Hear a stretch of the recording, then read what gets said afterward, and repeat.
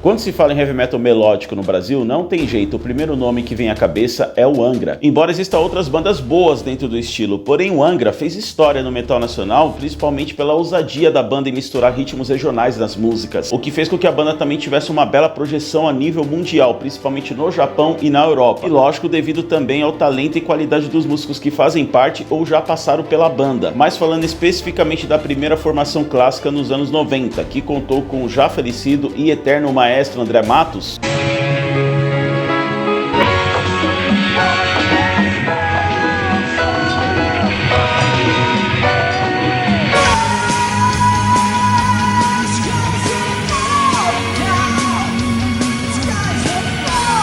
Você sabia que nessa época em que o Angra estava despontando cada vez mais no cenário nacional após ter feito muito sucesso no Japão, surgiu também uma outra banda que seguia mais ou menos a mesma linha do Angra, era igualmente talentosa e que também tinha o seu André Matos nos vocais. Calma aí, galera, todo mundo sabe que o André Matos foi único, não só cantando como também compondo. Mas o que eu quis dizer é que era um vocalista que também tinha uma bela voz, um estilo bem parecido com o de André Matos e também conseguia atingir aqueles agudos quase inalcançáveis.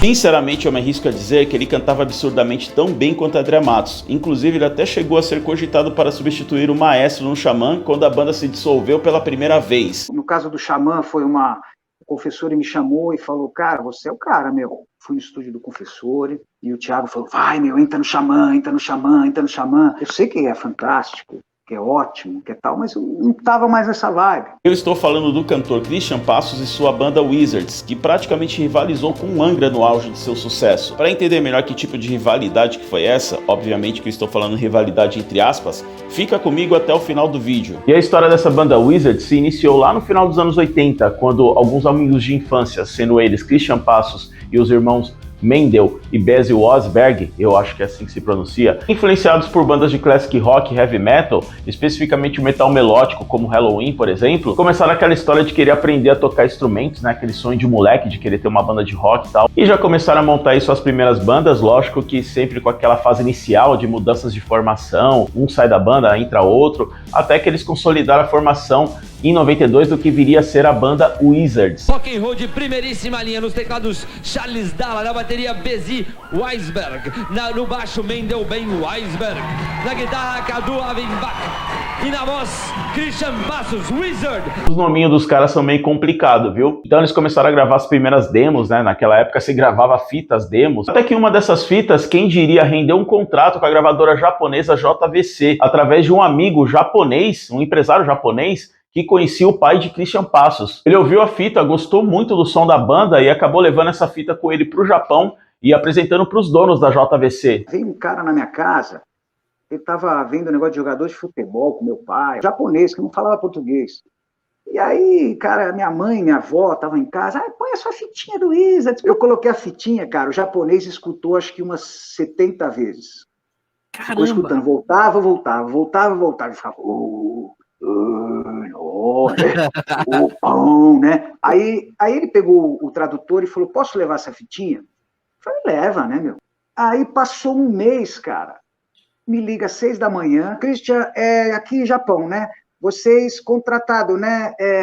Japão, JVC Victor, gravadora. Eu falei, oi, quem tá falando? Ele falou assim, Ono, né? Amigo do seu pai aqui do Japão, que foi aí na sua casa, tal.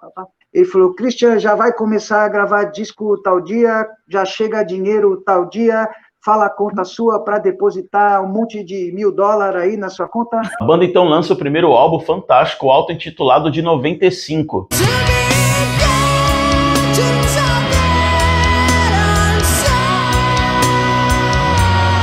O álbum conta com as influências de power metal melódico, né, mas também muita coisa ali do metal progressivo. E, cara, obviamente que todos os músicos são excelentes, mas não tem jeito, o Christian Passos se destaca. Que vocalista sensacional ele é. A forma como ele canta, a interpretação, o timbre de voz dele que é muito bonito. E na época muita gente até comparava o estilo dele com o do André Matos, né? Não é à toa que o Wizards foi considerado por muitos, né, como se fosse um novo Angra. E até nisso a história deles foi meio parecido com o do Angra, porque eles começaram a fazer sucesso primeiro lá no Japão. Tanto é que esse primeiro álbum deles ficou em 8º lugar na revista Burn, deixando para trás bandas como Van Halen, para vocês terem uma ideia. E lá no Japão eles foram considerados também a banda revelação do heavy metal. O empresário do Angra, Antônio Pirani, resolveu contratar eles, né, para ser empresário deles também. E o Angra já estava estourado, obviamente, né, eles já tinham lançado o álbum Angels Cry de 93, né, que foi um tremendo sucesso no Japão. E depois também teve uma grande repercussão aqui no Brasil, ganhando um grande público.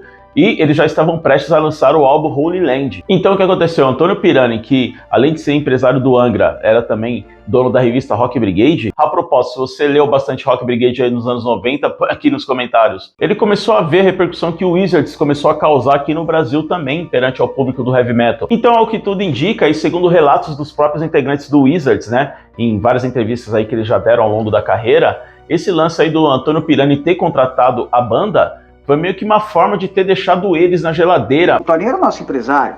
Empresário, entre aspas, né? Ele era empresário do Angra. E ele falava, ó, depois do Angra são vocês, os Sky e o Wizards, né? Quando o Angra lançou, a gente falou, pô, agora vai ser a nossa vez. Aí o Toninho me liga e fala, pô, Christian, não vai rolar.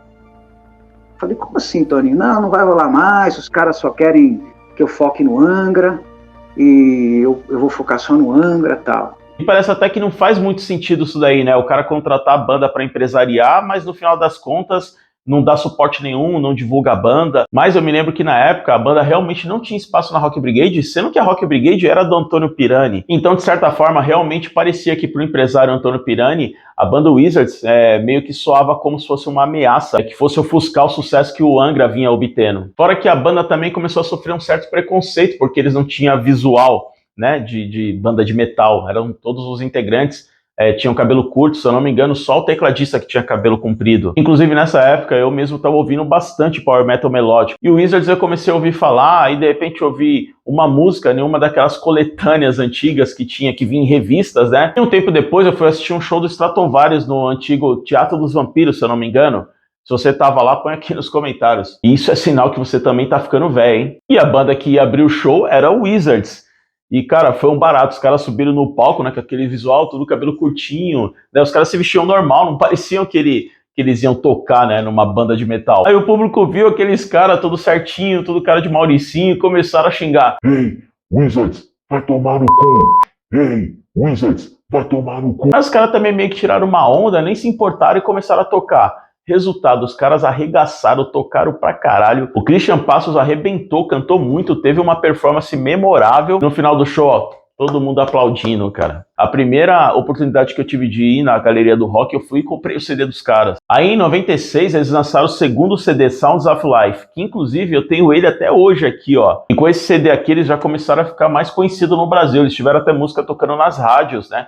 Inclusive em rádio pop, como a Mix, por exemplo. Inclusive esse CD ele tem um pouco mais de influência de hard rock, né, e um hard até mais pop. Então nessa questão de ousar, de colocar influências de estilos diferentes, eles também tinham uma certa similaridade com o Angra. Bom, é lógico que no Angra, né, a coisa era muito mais elaborada nesse sentido, né, os caras pesquisavam muito, principalmente em relação a ritmos regionais e tal, e a própria formação dos caras da banda também, né, o André Matos Maestro, né, o Rafael Bittencourt também era formado em faculdade de música, então os caras tinham uma bagagem musical muito maior, né, isso daí não tem como negar. Em 97 eles lançaram o seu terceiro álbum, Beyond the Sight, que é um trabalho bem legal, né, eles abandonaram um pouco aquelas influências de hard pop do segundo álbum, adicionaram algumas influências aí de progressivo, porém esse trabalho aí já foi um pouco ofuscado, né, teve problemas com divulgação, gravadora, e fora que o empresário Antônio Pirani, que já não era mais o empresário deles, né, também ficava usando a Rock Brigade, cara, pra falar mal dos caras. Então a banda acabou resolvendo dar um tempo aí, entraram no hiato de 4 ou 5 anos mais ou menos,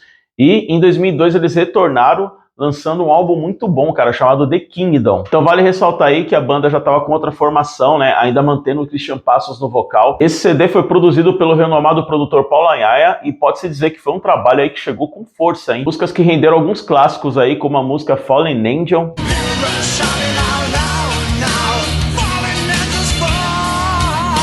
E a belíssima King Dara Crow.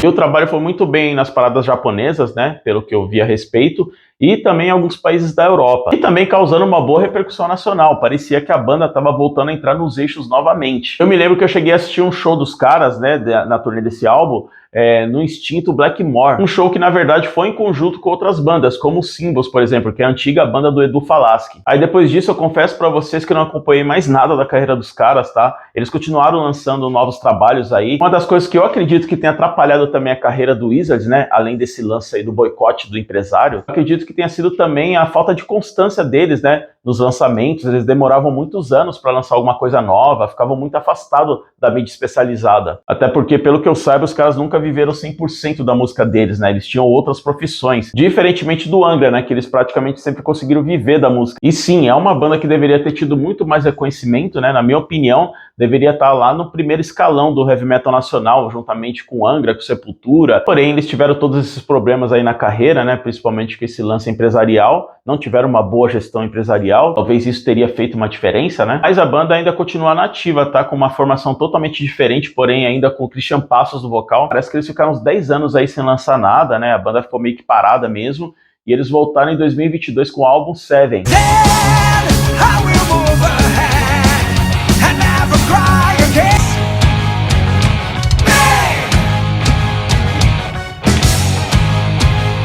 E se você gosta do estilo, vale a pena você tirar um tempo e dar uma conferida aí na discografia dos caras, tá? Tem nos serviços de streaming aí, nos Spotify da vida. Pra finalizar, galera, obviamente que esse lance aí de rivalidade, né, com Angra, a banda que supostamente estava ameaçando o sucesso do Angra, óbvio que isso daí veio mais da parte do empresário, do ex-empresário, né, deles. Mas então é isso, vida longa aí, Wizards, né? E obrigado por ter assistido até aqui. Se você gostou desse conteúdo, dá o seu curtir aí, se inscreva no canal e não esqueça de ativar as notificações. Eu vou ficando por aqui, então até o próximo vídeo.